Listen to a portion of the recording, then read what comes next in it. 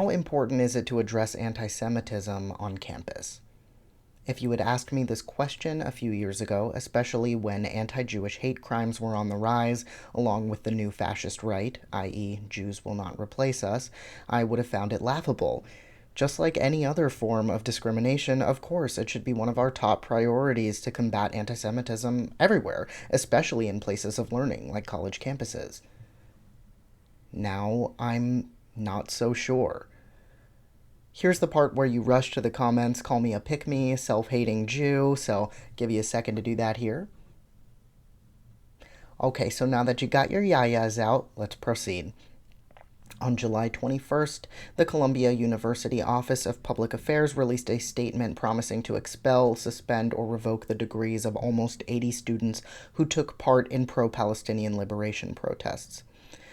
According to the statement from Columbia, disruptions to academic activities are in violation of university policies and rules, and such violations will necessarily generate consequences, end quote. And the occupation of Butler Library was certainly a disruption, with around 100 students pushing into the library, chanting, writing pro-Palestine graffiti, unfurling Palestinian flags, and just generally occupying space in solidarity with Palestinian liberation. After the police detained over 70 students, the dust has settled, and these expulsions and suspensions are the result. Student activist group CU Apartheid Divest wrote that students were asked to write apologies for their actions or cease their studies. How did they decide on the appropriate response to this supposedly violent protest? By the way, apparently 2 security officers were injured in the crowd surge in the initial push into the building, but I can't find any further information about this supposed violence. The Columbia Spectator wrote that, quote, Columbia removed student representatives from its University Judicial Board, a 5-member panel which adjudicates violations of the university's rules about protests, in March in response to demands from President Donald Trump's administration, end quote. In the statement they released, the Columbia Office of Public Affairs did attempt to address these structural reforms, stating that it was to ensure that, quote, the university's rules are applied and enforced fairly, consistently, and effectively, and that the rules process operates more expeditiously. Sure, seems fair and consistent to me that the former IDF soldier student who sprayed liquid ass fart spray so intensely onto pro-Palestine protesters that they were medically diagnosed with chemical poisoning gets a $395,000 payout from settling with Columbia over the offense of them daring to suspend him in the first place, and then gets to remain in good standing. But by all means, completely expel without due process nearly 80 students for their participation in a demonstration. Like other cowardly institutions, they continue to buckle to the Trump admin's demands and attacks on free speech, and they continue to cry anti-Semitism. In their statement, quote, advancing our work to combat discrimination, harassment, and anti-Semitism at Columbia, they also cited their removal of student representatives as due to, quote, the risk faced by participants in this process. Sure, it's definitely not a power play to remove potentially sympathetic student voices from the justice process. It's for your own protection. They're hiring new security officers as well, with the authority to arrest students, and we all know what kind of flags those students will be waving. The American Jewish Committee published the following statistics earlier this year. Quote, roughly 1/3, 35% of current American Jewish college students and recent graduates report having personally experienced anti-Semitism at least once during their time on campus, end quote. I do not doubt that students do experience anti-Semitism. I have experienced anti-Semitism in school before, and I would like to acknowledge that I've most definitely experienced, in general, a sharp rise in anti-Semitism in the last decade, which is, in fact, scary.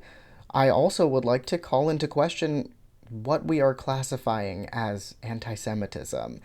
In the same survey, the AJC said that roughly 40 3% of Jewish students express feeling unsafe or uncomfortable sharing views about Israel in class, and that around half of Jewish students surveyed said that the pro-Palestine encampments made them feel unsafe. What makes them feel unsafe, I wonder? Could it be the case that some or even most of these instances revolve around the simple criticism of Israel? Or were all the students at the encampments actually just like shouting slurs at every Jewish student?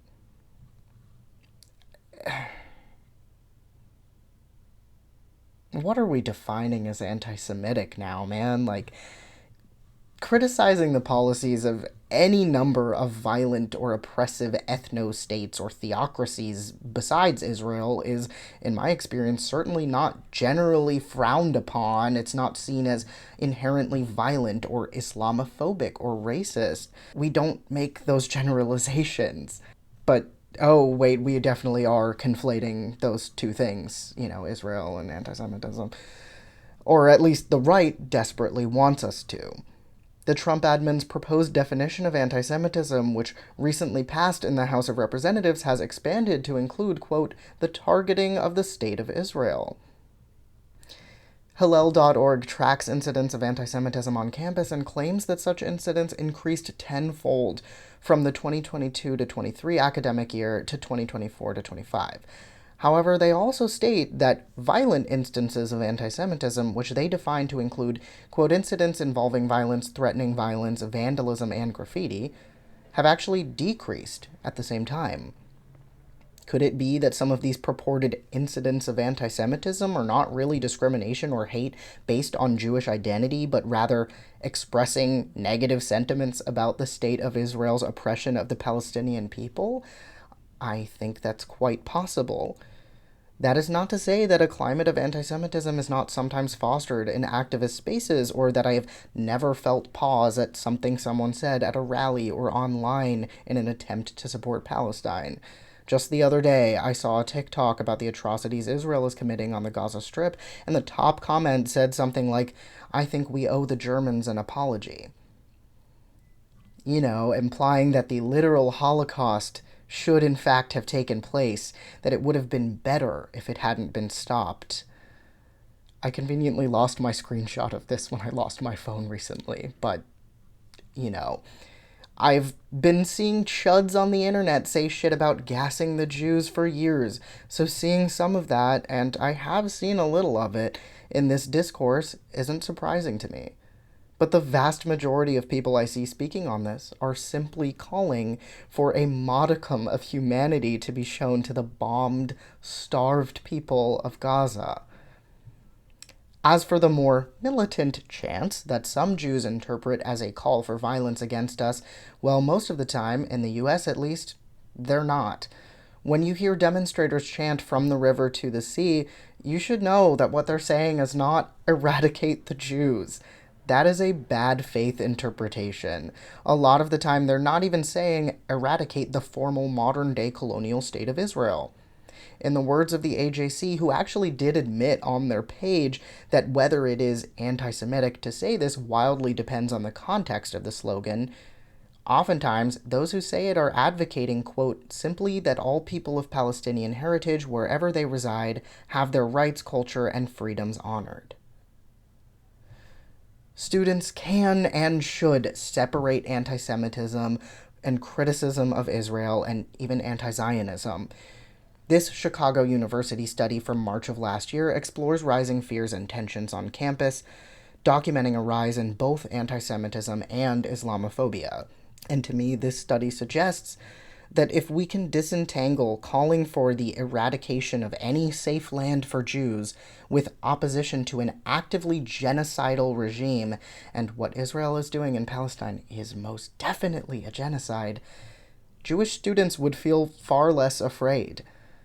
Quote, 66% of Jewish college students understand from the river to the sea Palestine will be free to mean the expulsion and genocide of Israeli Jews, while only 14% of Muslim students understand the chant that way, end quote. There is a discrepancy in what these things mean to people, and we need to consider not interpreting everything as an attack on our peoplehood when that is not the intention. Even the goddamn ADL thinks that anti Semitism is actually getting better, not worse, on college campuses. As of March 2025, they increased the letter grades of how well schools are handling anti Semitism for 85 schools. But don't take it from me, an old fuck who graduated long before the protests, here to speak a bit about this supposed anti Semitism crisis, a Jewish student and pro Palestinian activist leader at Washington University, George Washington State University. Involved in pro-Palestine advocacy on campus really for the last 2 years or so. And I would say I really got involved, one, just because of how horrific the genocide in Gaza has been, and the human side of me that sees that and wants to stop the sale of weapons and stop my school from contributing to these crimes against humanity. There's that part of me, but also I'm a Jewish student. And after October 7th, I found that I was very alienated from Jewish spaces at WashU. After October 7th, it sort of felt like there was a line drawn in the sand where it felt to me and some of my other Jewish classmates that the organizations like Chabad and Hillel were more concerned about providing a space for Zionist students than they were for providing a space to Jewish students. Have you actually noticed a dramatic rise in anti Semitism on your campus? It's a hard question to answer because what the administration is defining as anti-Semitism is not at all anti-Semitism. But I feel like that's led to actual anti-Semitism being overlooked. So, for example, we had a really far-right speaker come to campus, and the administration was not concerned about how their rhetoric might have been anti-Semitic, or I've submitted bias complaints against the campus rabbi because he's intimidated Jewish students who were, against Zionism publicly, and he has shown up to their art openings and to protests and intimidated people. And to me, that's like an example of another example of the school saying, well, that's not anti-Semitism, to police how other Jewish students are practicing. But then, they see that you say from the river to the sea, and that makes you anti-Semitic in the eyes of the administration. So I would say, no, there hasn't been the increase in anti-Semitism that these schools are making it seem like there are. But that kind of leads anti-Semitism to appear in other ways that people aren't talking about. Thank you, anonymous student. Matthias Rees, faculty director at Harvard Carr Center for Human Rights Policy, writes that it is precisely the fact that anti Semitism is a real issue that the Trump administration has been able to so successfully gaslight us and create a moral panic about all this anti Semitism on college campuses.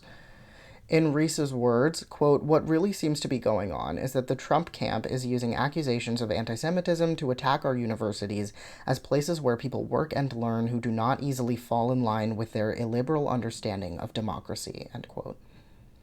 So, to answer my own rhetorical query, I don't think it is particularly urgent right now to combat anti Semitism on college campuses.